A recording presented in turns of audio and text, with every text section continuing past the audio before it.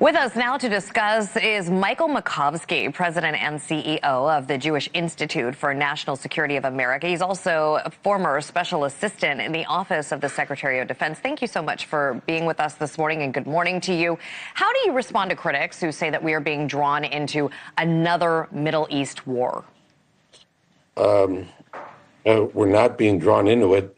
First of all, we initiated this obviously in response to what was going on the ground in Iran. I think President Trump, who made his name criticizing the Iraq war and things like that, he has no intention at all of being so-called dragged in to any long-standing, I think, war. I think he's been very mission-focused, and I think he's done an excellent job so far.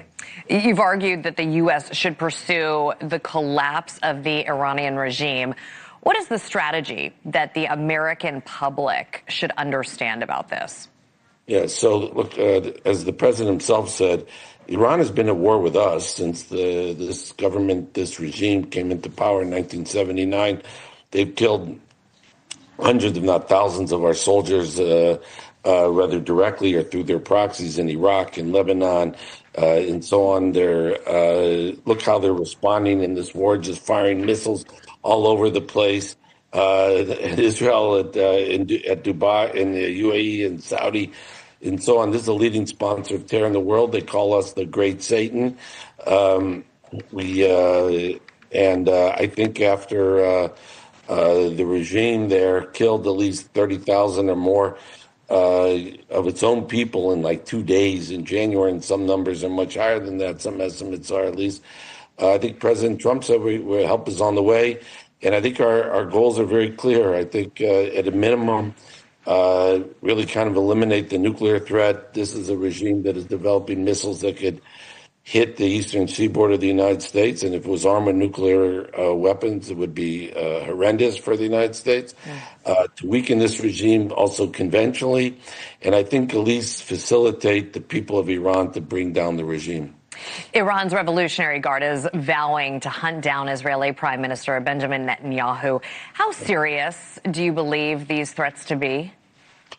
I think they're serious, and I'm sure the Israelis take them very seriously. Don't forget, there's a regime that reportedly tried to kill President Trump a couple times, and that's harder to do, I think, than trying to kill Prime Minister Netanyahu. So I'm sure the Israelis take it very seriously.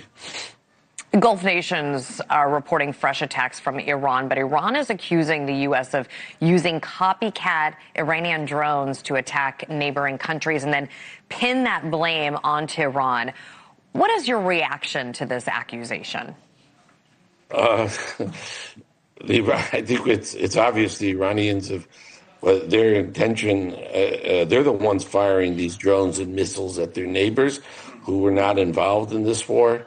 And their purpose is clear, to ratchet up the pressure on oil prices, to ratchet up the pressure on President Trump to stop this war. And that's what they're trying to do. And I don't think there's any dispute about that. You are president of the Jewish Institute for National Security of America. So how concerned are you about the war in Iran fueling more anti-Semitism, which we've seen, and just this week, has already been on the rise? Yeah, I'm very concerned. We've seen a surge of anti-Semitism since October 7th. We also saw before that, we basically had an open border under President Biden. And whether you supported that or not, I opposed it. But the reality is we don't know everybody who's in this country. So whether it's connected to the war or maybe just inspired by the war, I think we see it on the ground, and when we've seen a lot of ugliness in news. We see podcasters on the left and the right normalize anti-Semitism, and I think just talk about hating Jews, and it seems like it's an okay thing to do. So I worry about it very much so, and I think all Jewish organizations and pro-Israel organizations need to be extra vigilant with their security, and we need, obviously, the help of all the local police and FBI. Right, Passover coming in just a few weeks. Do you think that local, federal, and state leaders need to be doing more to combat anti-Semitism? Absolutely, and I think there's different ways to do that. Obviously, again, securing sites, monitoring social media, all that kind of thing has to be done. But what I'd like to see more of is, I think, to see public officials in the Democrat on both sides of the aisle, Republicans, Democrat, doesn't matter, condemn the anti-Semites in their so-called camps, the Tucker Carlsons. The people that are, that's on the right. You have people on the left who are hosting outright anti-Semites on their shows. I think they have to be called out for what they are.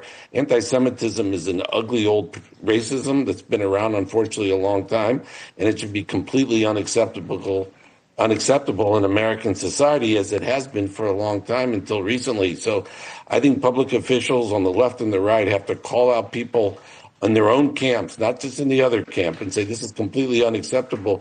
We have to ostracize those kind of people and show that it doesn't belong in American society, which historically it never has been until more recently. Yeah, these aren't just words, and then social media goes ahead and spreads it. Thank you so much for your time. Michael Makovsky, President and CEO of the Jewish Institute for National Security of America. We really appreciate your perspective.